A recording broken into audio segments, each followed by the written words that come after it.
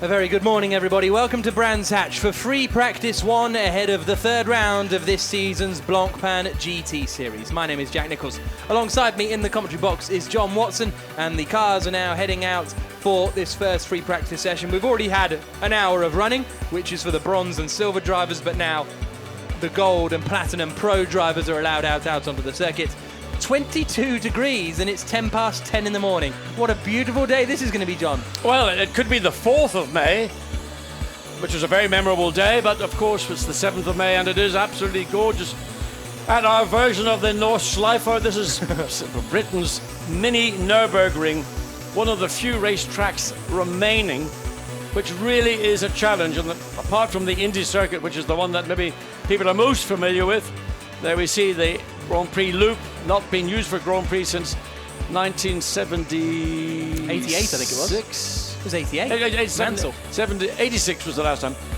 3.19 kilometers around, and it is a real roller coaster, and there are still drivers in the pit lane waiting to get strapped into their Audi or BMW or Lamborghini or whatever, who have yet to drive a lap of this circuit. I was surprised. I walked down the pit lane this morning. I wasn't distracted as Jack. I know you were doing a lot of homework, Jack, but I got to speak to one or two drivers and they said this is our first time here. Yeah. Like, I mean, but you've been racing for 15, 20 years. How come you've never raced it? Well, in the case of Edward Sundstrom, he raced at Brands Hatch in 2001, but only on the Indy circuit. Oh God, how many drivers here this weekend have never ever set foot on this hallowed, wonderful racetrack of Brands Hatch? Well, we have got 74 drivers this weekend, so I'll try and get to the bottom of it as best I can. At the moment, this is the championship standings after 2 rounds. This is just the Sprint Cup standings, actually, isn't it? So Laurens Vanthoor and Frederik Vervies are at the top of the Sprint Cup standings. Then we've got Philip Ending and Alexander Sims in the second place positions, Baumann and Buch in third, Rob Bell and Alvaro Parent in fourth. But it is Baumann and Buch who are leading the overall Blancpain GT championship standings after 2 rounds of this season. And you can see Frank Stippler and Philippe Salaquada in 5th place, Norbert Siedler and Marco Seefried only in 6th place in the championship, but they've got the 488 here now. Last time out, they only had the Ferrari 458 because the chaps in Maranello hadn't quite managed to get it ready in time, but now they have got the 488 for the first time in the Sprint Series. Robin Freins and Dries Vanthoor had a weekend to forget, really, in Misano, down in 10th position. Rafael Ligia Maria doing a good job to win the Pro-Am class in Misano.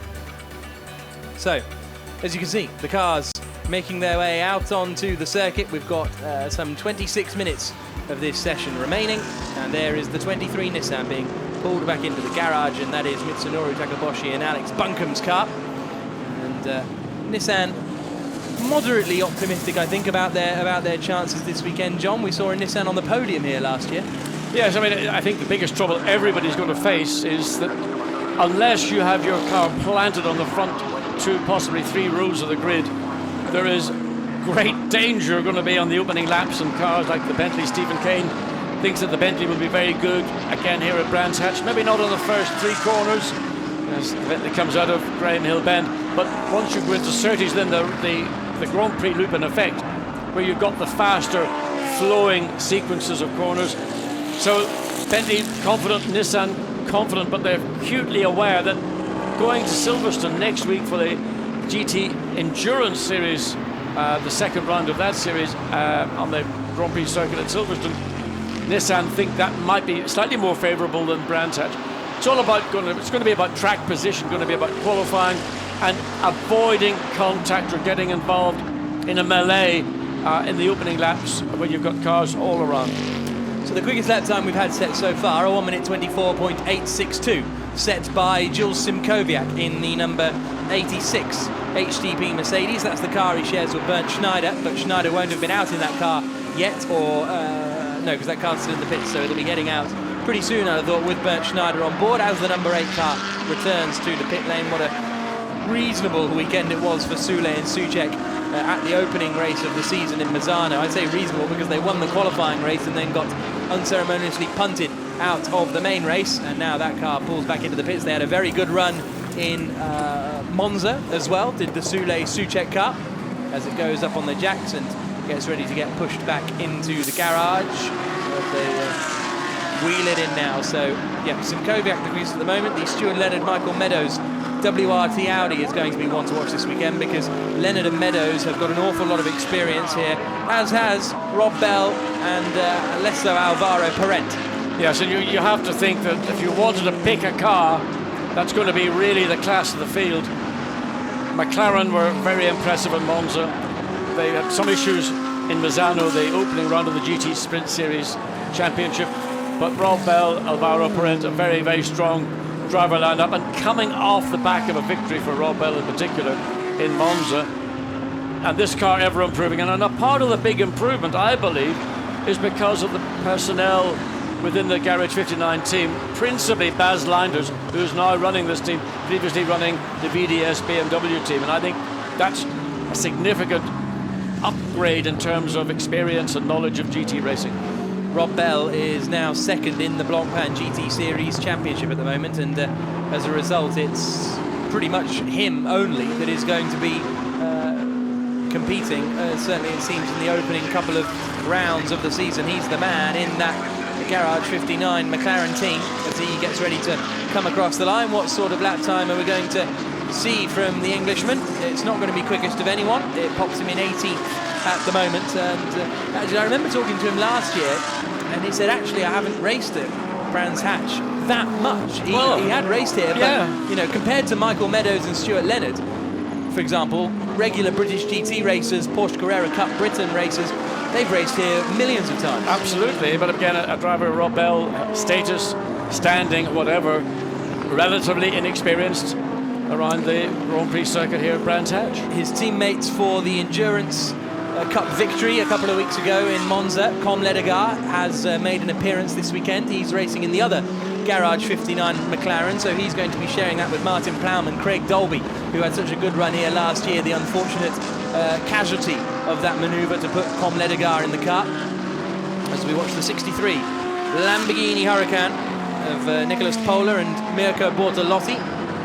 Just trying to see who's in the car at the moment. With 37 cars, there's a lot of timing screens to scan through. And at the moment, this car is 13th quickest. It is Nicolas Pola who is at the wheel of it at the moment as he comes through Pilgrim's Drop and then up the hill into the right-hander of Hawthorne.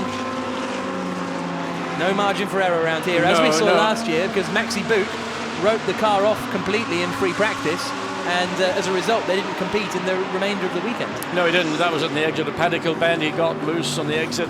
Car spun rather lazily across the racetrack and ended up very heavy contact in the tyre barrier and then the AMCA barrier directly behind that. As we see, what is a Nissan now? That's not the normal racetrack. No, he's done the Indy circuit. He may have had an issue coming into Surtees, and he's decided that is the better part of Ballard to rejoin the racetrack, which it is now done. We didn't know which Nissan that was. You see it coming into the pit lane. We'll soon know either it was the 22 or the 23. So it may have been Sanchez in the 22 or... Sanchez is in the pits, so it's the 23 car then, in that case, which is the Takaboshi Buncombe machine. Yeah. As we see Blancpain GT Series leaders, Maximilian Buch and Dominic Baumann, dropping down the hill into the left-hander of Graham Hill Bend. Up in front of them on the road now is that Bentley. As that comes through Surtees, here is the number 3 car of Rodrigo Baptista, joined this weekend by Sergio Jimenez. Jimenez missed the opening round in Misano because of a clashing commitment in the Brazilian Stock Car Championship, but now Jimenez is in there. As you would do. As you would, yeah, exactly. And so Jimenez is in there with Baptista in that number 3 car. Baptista just 19 years old, one of the youngest in the field. He did Formula 4 South America last season, where he was battling with the likes of Pedro Piquet. What we're going to see in this session fundamentally is people bedding in. So a number of drivers have never been to Brands Hatch before. Some cars are new. The Rinaldi Ferrari 333, the 488 Ferrari. Norbert Siedler, who races with Marco Siegfried, has yet to drive the car. Really? Has not driven that car. Maybe he's been allowed to sit in it, but first time out for the 488 for Rinaldi Racing, and Norbert Siedler sort of smiled and said, I don't know, I can't answer any question. I haven't driven it as yet. So this session, everybody will be carrying over tyres primarily from Monza, but others that haven't taken part in Monza, bringing them over from Misano. And lap times we've got right now, Bernd Schneider, yes! For senior citizens, yes!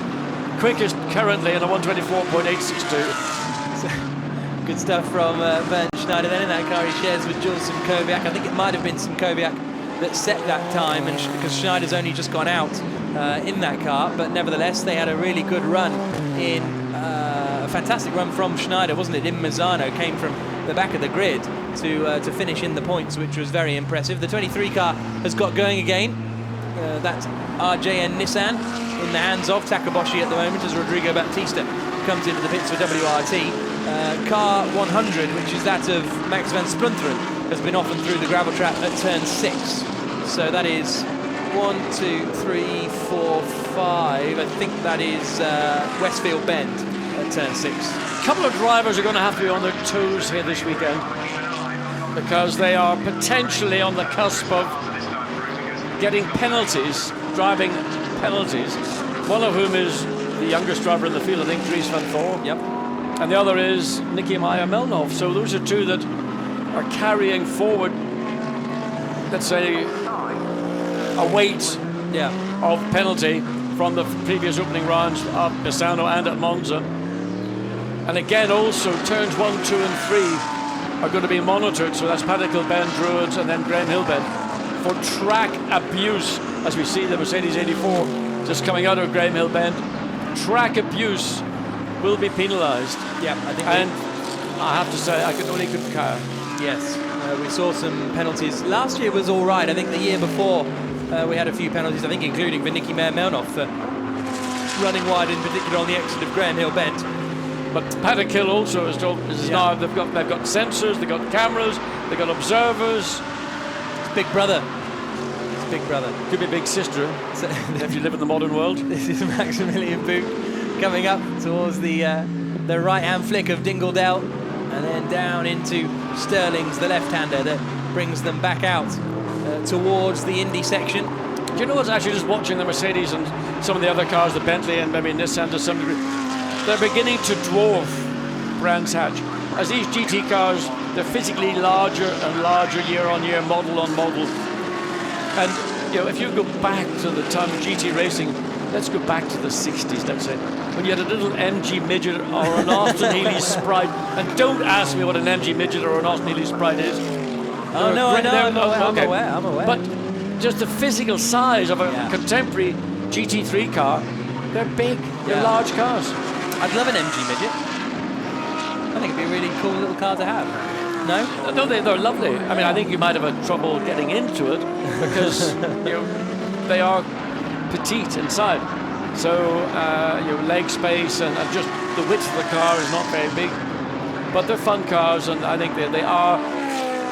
If you wanted to start a car collection, start with something that's fairly straightforward and simple and relatively accessible in terms of keeping it on the road, and the little Sprite or the Midgets, or even if you like a Tram Spitfire, not that I did, but that people do, that was the third alternative. So this is the 66 Ferrari, and it is just trying to figure out who it's in the hands of. At the moment it's in the hands of Daniel Kalvitz, and off in the gravel is the 11 Kessel car, and that's the Broniszewski Pacini, and it is Pacini who has put it in the gravel, the two-time Italian GT champion. Is that up at Dingledale, or hard to tell just to? It's coming out of Sterling's.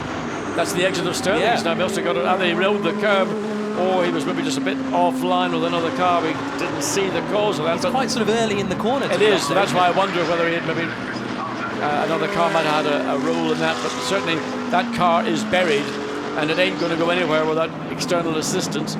So we're seeing a Sector 3 red flag, so it's going to be removed. And that's one of the problems, and I mean, I have to say I don't mind gravel traps because I think they are there as a way of keeping drivers honest, but the downside is if a car goes into a gravel trap, then it needs to be removed, and the process of doing it in these practice sessions is simply red flag the racetrack, in a race, that might be a virtual safety car or a full course yellow, or however the race director wants to handle it. But the car will have to be physically pulled by that recovery vehicle. Once it's back onto the grass out of the racetrack, it hopefully will shed. It's a strange place it is, as you point out, very early in the corner. Normally it would be further around to the left. Backwards as well. Yeah, so maybe just a wheel on the grass on the way in, maybe? It's strange. He may have put a right rear onto the grass and just the car then just simply... The grass is damp, although the sun is out and everything, but there's a little bit of early morning dew, so the grass is still quite moist. So it could have been that. We're only speculating, but anyway, everybody filters back into the pit lane with just over 13 and a half minutes of the session remaining. So the session brought to a halt by the Kessel Racing Ferrari 488 of Michael Broniszewski and Giacomo Pacini. And as I say, it is Giacomo Pacini, the 31-year-old Italian, who is a two-time Italian GT champion, who is the man who has stuck it in the gravel up there at Stirling's. And that 488 is going to be dragged out now, so hopefully we won't have too long a wait. Well, my concern is, as always, when the car is being sort of crabbed across the gravel and just burying the nose deeper and deeper and deeper, waiting for the toe strap to snap or pull out the toe hook from the actual attachment in the car. Oh well, that's probably better when the camera goes off then. So yes, we've got 13 minutes to go, as you say. The clock will continue to run, and all the cars coming back into the pits, and what a sight that is. It's from up here in the commentary box, we have a fantastic view, and seeing all these cars laid out side by side for a sprint 1 hour race at Brands Hatch. And Jack, I mean, we had the same problem in Misano, we had it in Monza, with the incredible growth in these Blancpain, both GT Sprint and GT Endurance events. The entry have gone up compared to previous seasons. And again, here at Brands Hatch, we have run out of garaging space, and one of the Kessel Racing cars has had to have a temporary awning erected at the very entrance to the pit lane to give them accommodation. And as a consequence of doing that, the chicane that used to be at the pit lane entry has had to be removed. Oh, really?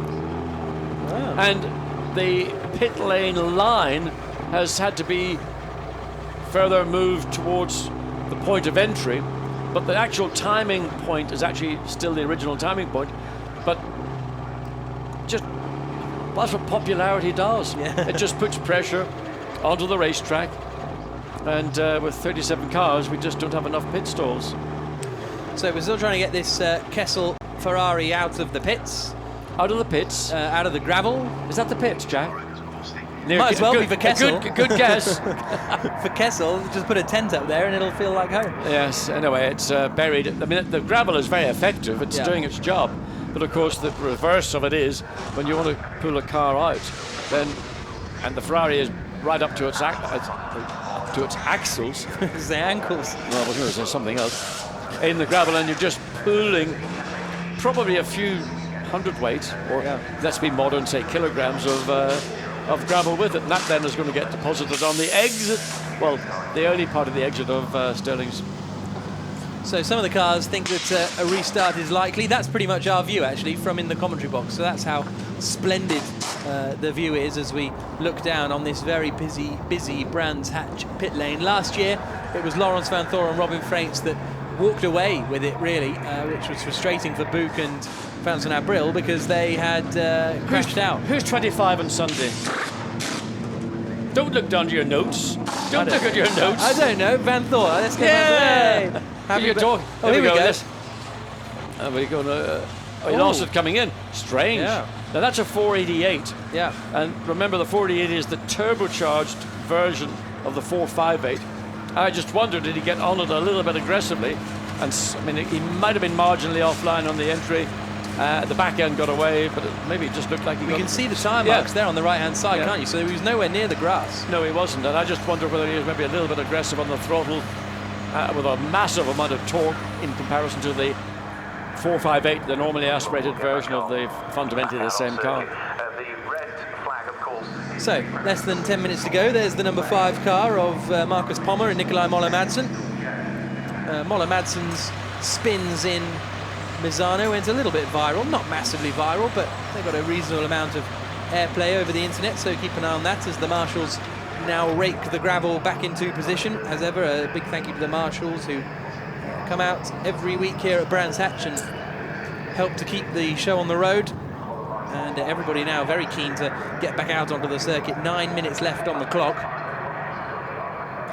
Well, teams will be doing particular tasks. I mean, some of them might be just doing something as straightforward as bedding in new sets of discs and pads. Some teams took that opportunity in the bronze test to do so. There we go then. Ticini rejoins the circuit. Now, how much gravel is going to be shed as he... Well, the marshals were actually on their sort of hands and knees pulling gravel out of the back of that 488. The problem at the moment is finding reverse. There it is.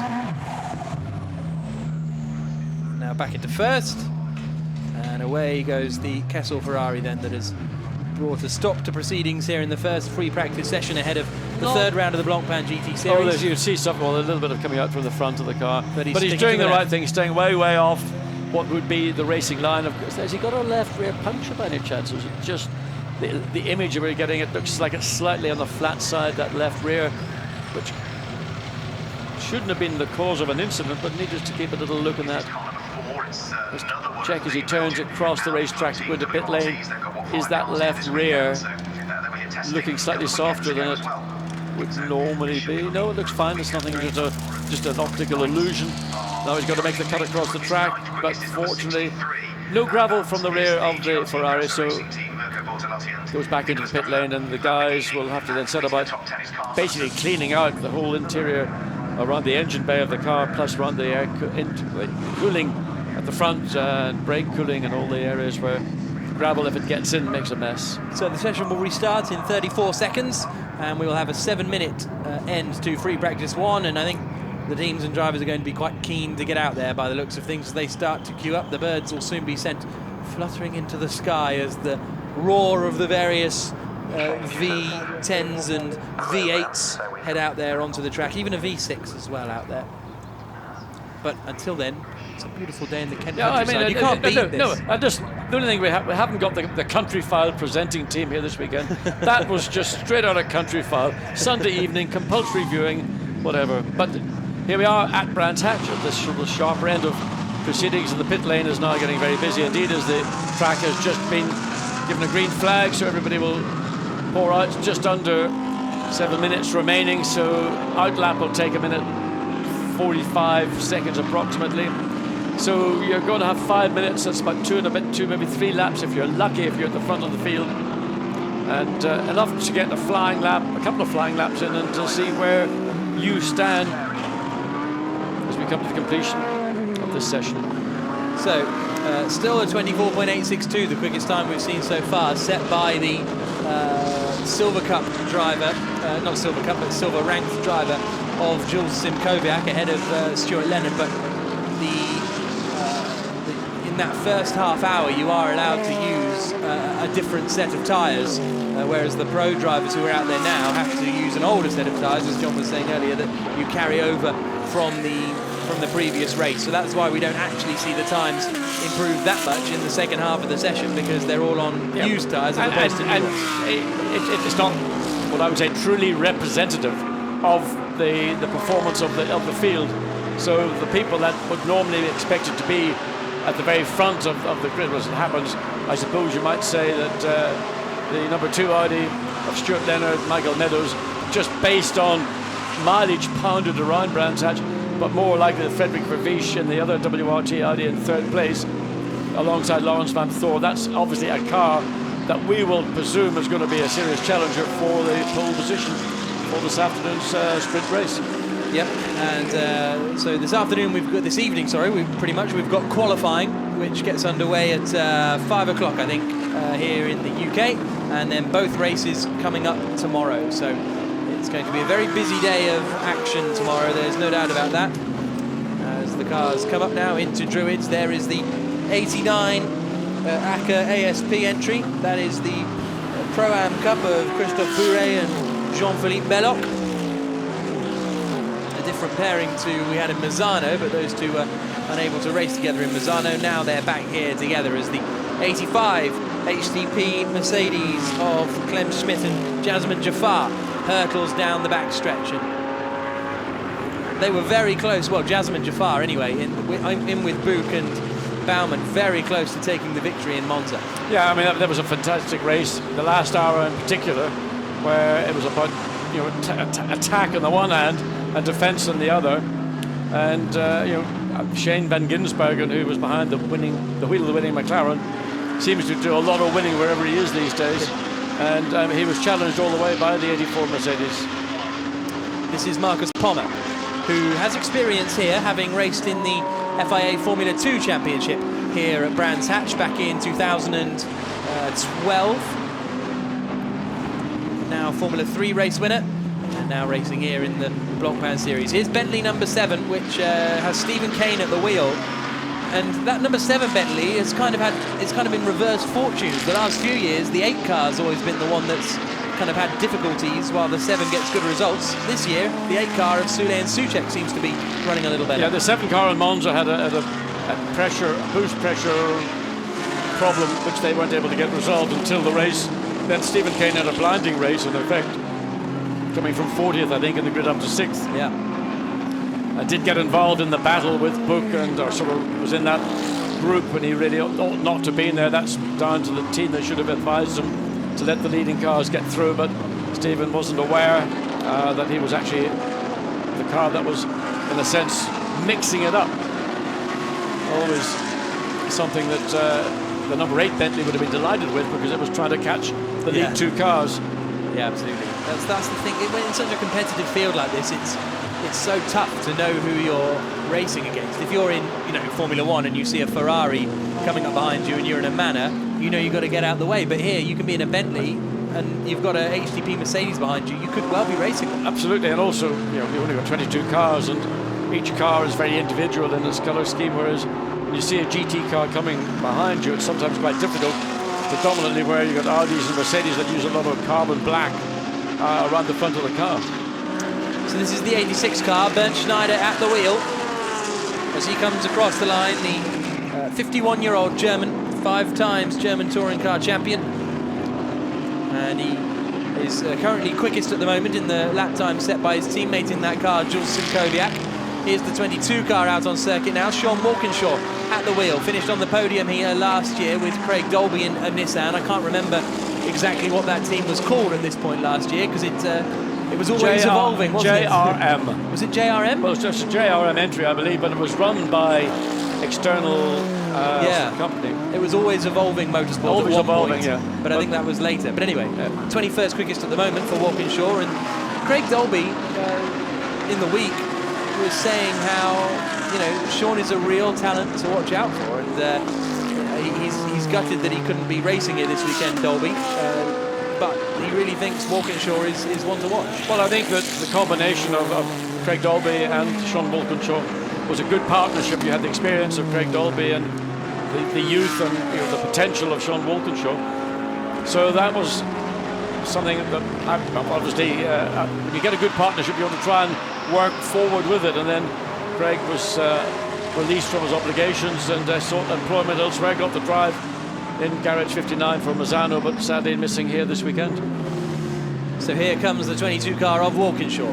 Up through there, it's getting very busy up in front of him. He's done a personal best in the first sector and a personal best in the middle sector. Gets through that Black Pearl Ferrari quite swiftly, really, because you take quite a narrow line into Sterling's anyway. So this could be a personal best time for Sean Walkinshaw. Up in front of him is the Bentley as they come through the gentle kink at Clark curve and across the line. Is this going to be an improvement for Walkinshaw? Currently 21st quickest? No. Loses a lot of time in the final sector. Yeah, I mean, he was trying to deal with all the traffic. Yeah, getting through the traffic, and then, of course, running behind another car as they came across start-finish line. So Steph Dusseldorp, in fact, has gone 21st in the BMW M6. So, again, it's going to be the story of everybody's session is traffic, traffic, traffic. And when people do decide or have the opportunity to get onto a new set of tyres in qualifying, just being on the track, one clear lap is all it's going to take. You better make sure that clear lap is your best lap. This is Max van Sprunteren in the 100 car, raced in the Sprint Series last year. on occasion in a Bentley. Also competed in the Porsche Carrera Cup Benelux Championship. And this car has already had a little trip through the gravel at Hawthorne Bend. The other Attempto Lamborghini of Daniele Zampieri has also had a trip through the gravel trap at turn 7, which is the exit, I think, of... and nearly another one there. Yeah, just again riding the curb. You ride that curb at the exit of Stirling's Bend really at your peril. If you drop the right wheel over, then you will have a major problem. The car, I will guarantee you, will end up going from right to left very quickly indeed. So Van Splinteren got away with it, but you don't want to flirt with that curb too frequently. Checkered flag out. So the session concludes, and quite a few cars out there still to come across the line and take the checkered flag, as they all stream over now. It's going to be the 86 car that will end the session quickest. So good start for HDP and their Mercedes, as the 33 car there comes out of the final corner. This weekend that's in the hands of Enzo Eid and Christopher Mies. We are one WRT car down because the René Rast Will Stevens entry is not competing this weekend at Brands Hatch. René Rast is out doing the World Endurance Championship, where he took pole position, I think, in the LMP2 class for the G-Drive team. So he did it certainly on yesterday's times. And there is the 6 car then of Winkelhock and Maya Melnhoff getting pushed back into the garage. And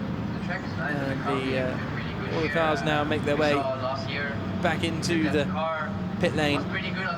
Big old grid this, and well, we've got the first 18 cars separated by a second as we see the legend that is Robin Frates getting driven back into the garage, and he pulls in, and frustrated with how the season has started off with him and Dries Van Thor. The pace was there in the opening round in Mazzano, but Van Thor collected the Bentley very early on in the main race, and that gave him a drive-through penalty, and from then on it didn't go well. Deteriorated. Yeah. I mean, it potentially is a very, very strong entry.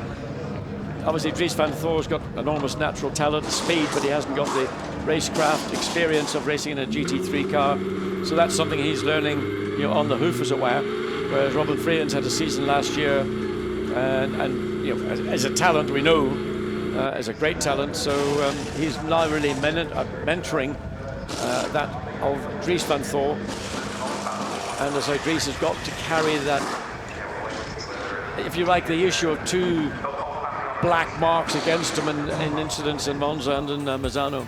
So here's a look at the results of the first free practice session here in Brands Hatch. Mercedes quickest, HTP Motorsport setting a 1:24.862, a massive 0.004 of a second quicker than WRT. Stuart Leonard and Michael Meadows, the second quickest car. Then, looking like Lamborghini could be back on track. They've had a difficult start to the season, but Nicolas Pola and Mirko Bortolotti, third quickest. Frederick Vavish and Van Thor, fourth quickest. Then we got Stippler and Salaquada in fifth spot. Enzo Eid and Christopher Mies in sixth.